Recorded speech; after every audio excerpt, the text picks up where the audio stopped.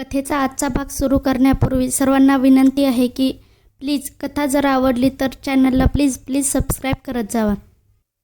Sir, सगळं तर तुम्हाला माहीत आहे. तुमच्या डॅडीने रिक्वेस्ट केली आजोबांसाठी. गार्गी धीर एकवटून बोलली. आणि तू हो बोलली. तुला काय वाटलं की मी तुला त्या दिवशी आय लाईक यू बोललो तर आता तुझ्याशी लग्न पण करायला तयार होईल का? राघवने धारदार आवाजात विचारलं आणि गार्गी जास्तच घाबरली. पण त्याने त्या दिवशी खरंच लाईक यू बोललं होतं हे ऐकून त्याही स्थितीत तिला थोडा आनंद झाला. नो सर, तिला शब्द सापडत नव्हते. आता पुढे. लुक गार्गी, लग्न या गोष्टीवर माझा विश्वास नाही आहे. जर तुला असं वाटत असेल की हे माझ्या वाईफ होण्याचं नाटक करून एक दिवस तू खरंच माझी वाईफ होशील तर हा तुझा मूर्खपणा आहे.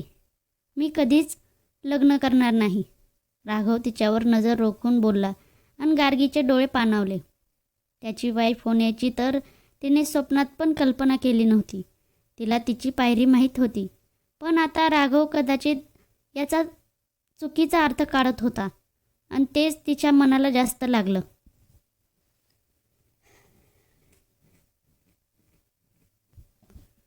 सर, आजोबा ऑपरेशनसाठी गेले की मी इथून निघून जाईल. I promise. ती मान खाली घालून बोलली. पण यावेळी तिच्या आवाजात किती वेदना होती ते फक्त तिलाच माहिती होतं. तिचं बोलणं ऐकून त्याला जास्तच राग आला. फाईन, तसंही तुला जावंच लागेल कारण I am not interesting in marriage. Raghav चिडून बोलला. तुमच्या बहिणीसोबत तसं झालं म्हणून तुम्हाला लग्न नको आहे ना? गार्गीने भरल्या डोळ्यांनी विचारलं. का कोणास ठाऊक, पण तिच्या मनाला त्याच्या उत्तराची आस लागली होती. That's none of your business. तो रूडली बोलला. तिला खूप राग आला. त्याला माझ्या पर्सनल लाईफमधली प्रत्येक गोष्ट माहिती पाहिजे. पण मी मात्र काहीच बोलायचं नाही. लगेच नाकावर राग चढून बसतो. तिने मान खाली घातली. त्याला अश्रू दिसू नये म्हणून. एखादी गोष्ट किती मनाला लावून घ्यायची त्याला पण लिमिट असतं. ज्यामुळे हे सगळं झालं त्याला तर तुम्ही शिक्षा देत आहातच, पण त्याच्या आईला, त्याच्या गर्लफ्रेंडला आणि स्वतःला सुद्धा शिक्षा करून घेत आहात. काय गरज आहे भूतकाळात जगायची? गार्गी खाली मान घालून बडबड करत होती आणि राघव रागात तिच्याकडे बघत होता. How dare you talk to me like this? You are just my employee. Don't forget that. आणि हे सगळं तू फक्त पैशासाठी करते. I know that. तुझ्यासारख्या मुलीकडून तसंही अजून काय एक्सपेक्ट करणार? Just get out. तो भयंकर रागात बोलला आणि तिने त्याच्याकडे पाहिलं. अश्रूंनी भरलेले डोळे आणि घाबरून थरथरणारे तिचे नाजूक गुलाबी ओठ पाहून क्षणभर त्याच्या काळजात कोणीतरी वार केल्यासारखं वाटलं. तो आणखी काही बोलणार तेवढ्यात तिने तोंडावर हात ठेवला आणि पळतच त्याच्या रूममधून बाहेर गेली. गार्गी तिच्या रूममध्ये आली आणि दरवाजा लावून तिथंच बसली. तिने तिच्या तोंडावरचा हात काढला आणि आता तिचा हुंदका बाहेर आला. खरंच फक्त पैशासाठी तिला त्याची काळजी वाटत होती का? तिला त्याच्याबद्दल ज्या फिलिंग होत्या त्या पैशासाठी होत्या का? भलेही ती हे सगळं शशीसाठी करत होती, पण तिने पैशाची हाव कधीच केली नव्हती. पण आज राघवचे शब्द एखाद्या तलवारीसारखे तिच्या काळजात घुसले होते. तिचे अश्रू थांबत नव्हते. तिचा कंठ दाटून आलेला. इतकी जास्त ती रडत होती. का तो असा आहे? का बोलला तो असा? मी खरंच इतकी वाईट आहे का? मी तर फक्त त्यांची हेल्प करून माझी पण हेल्प करत होते. मला नाही जायचं त्यांच्या आयुष्यात. का सगळे प्रॉब्लेम्स माझ्याच आयुष्यात आहे? देवा सांगणार आहे. गार्गी दोन्ही गुडघे पोटाशी पकडून हसमसून रडत होती. त्याचवेळी दरवाजावर टकटक झाली. पण ती रडण्यात एवढी दंग होती की तिला ऐकूच आलं नाही. पुन्हा एकदा दरवाजावर टकटक झाली. गार्गीने दचकून मान वर केली. लगेच तिने दोन्ही हातांनी डोळे पुसले आणि नाक पुसलं आणि स्वतःला थोडं सावरलं. कदाचित आजोबा किंवा आणखी कोणी असेल असं तिला वाटलं होतं. कोण आहे? शक्य तेवढं नॉर्मल आवाज काढून तिने विचारलं. Gargi, it's me. Open the door. बाहेरून राघवचा आवाज आला आणि गार्गीला पुन्हा एकदा हुंदका आला. आय एम फाईन सर, ती कशीबशी रडक्या आवाजात बोलली.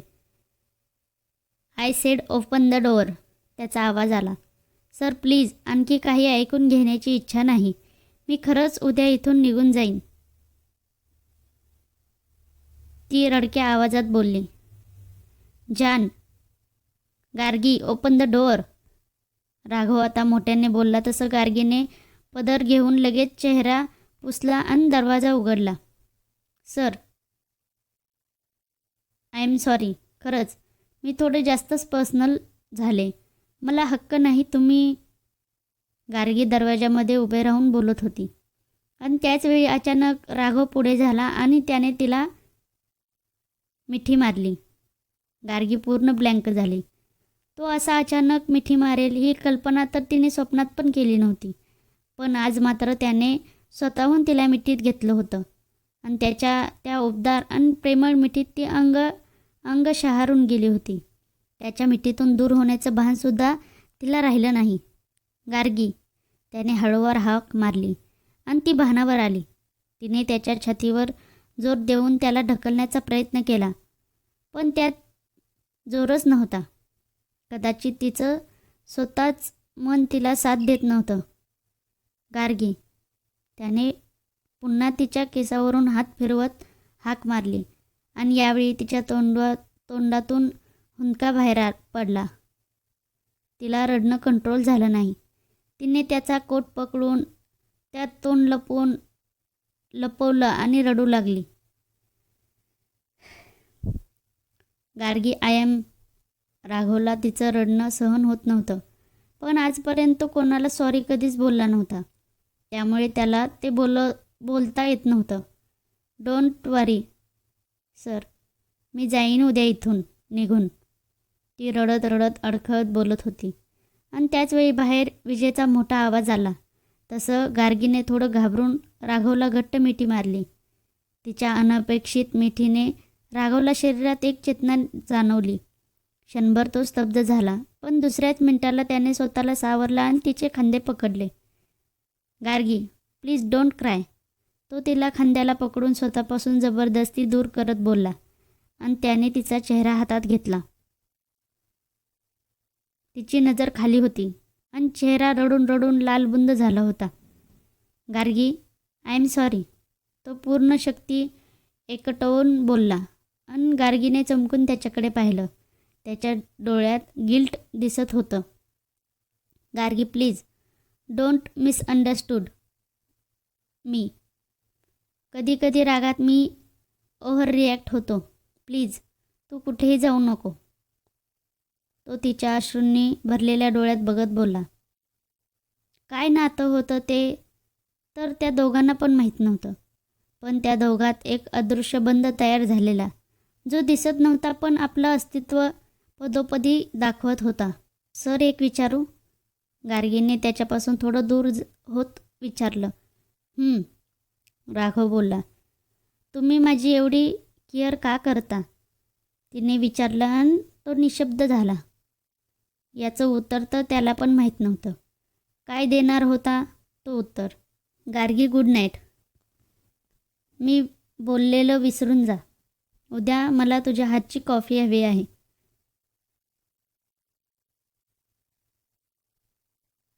तो जबरदस्ती हसत बोलला आणि त्याच्या रूमकडे वळला.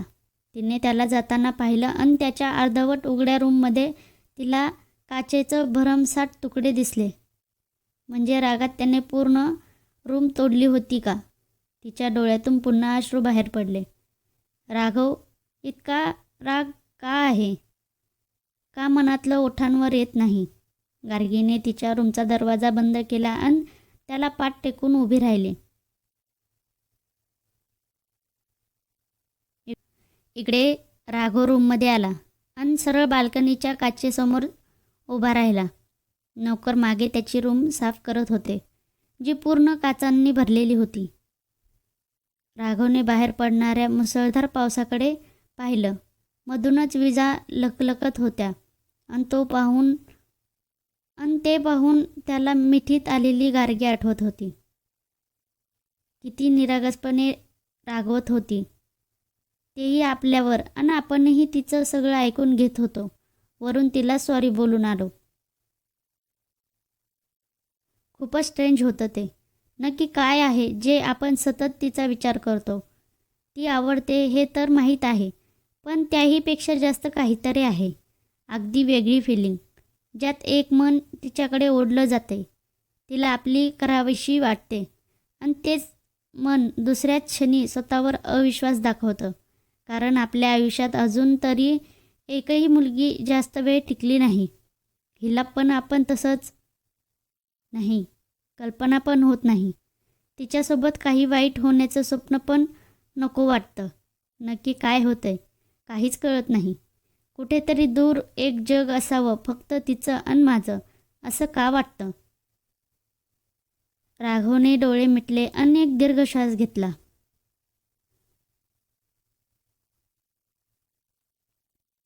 राघवने डोळे उघडले आणि बेडवर जाऊन पडला.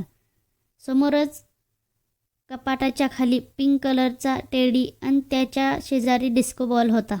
तो पाहून त्याने एक दीर्घ श्वास घेतला. अजूनही तो ती खेळणी बाहेर फेकू शकला नव्हता. त्याने नजर फिरवली आणि डोळे पुन्हा बंद केले.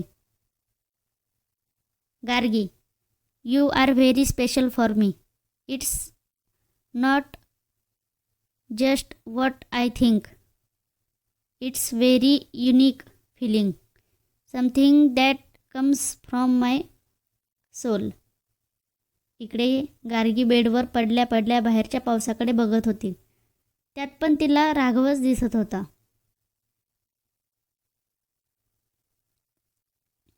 तिने डोळे बंद केले आणि निद्रदेवीच्या स्वाधीन झाली. आज रविवार असूनही ती सकाळी लवकर उठली. तिला राघवच्या कॉफीचं लक्षात होतं. तिने तिचं आवरलं आणि किचनमध्ये गेली. फ्रेश मूडमध्ये कॉफी बनवली आणि त्याच्या रूमसमोर आली. आपोआप हृदय धडधड करू लागलं. रात्री त्याच्यासोबतच बोलणं आणि नंतर त्याने स्वतः येऊन सॉरी बोलणं, मिठीत घेणं अजूनही तिच्या अंगावर शहारा आणत होतं. तिने हलकेच दरवाजावर टकटक केली, पण तिच्या नुसत्या स्पर्शाने दरवाजा किंचित आतमध्ये ढकलला गेला. म्हणजे तो झाकलाच नव्हता. रात्रभर उघडाच होता. पण का? तिला थोडं आश्चर्य वाटलं. पण आज जावं की नको हा प्रश्न पडला. शेवटी हिम्मत करून ती आतमध्ये गेली तर राघव अजूनही बेडवर पालथा झोपलेला होता. ती त्याच्या बेडच्या बाजूला गेली आणि कॉफीचा ट्रे टेबलवर अलगद ठेवला. मग तिने त्याच्याकडे पाहिलं. खूप शांतपणे झोपला होता. तिला क्षणभर त्यालाच बघत राहावंसं वाटलं. पण तिने ती इच्छा झटकली आणि तिथून जाऊ लागली. तोच तिच्या पदराला मागून हिसका जाणवला. नक्कीच कशात तरी अडकला असेल म्हणून ती मागे वळली तर पदर त्याच्या हातात होता आणि तो उठून बसला होता. ती एकदम दचकली, कारण आता तो तर झोपलेला होता आणि आता लगेच कसा उठला? गुड मॉर्निंग सर, ती पदर पकडून बोलली. Really? It's a very good morning. तो थोडा मिश्किलपणे हसत बोलला आणि त्याने तिला डोळ्यांनीच बसण्याचा इशारा केला. प्लीज सबस्क्राईब करत जावा आणि जास्तीत जास्त शेअर करत जावा. ही स्टोरी म्हणजे सर्वांपर्यंत कथा पोहोचेल. भेटू उद्याच्या भागात. आजची कथा कशी वाटली ती कमेंट करायला विसरू नका. धन्यवाद.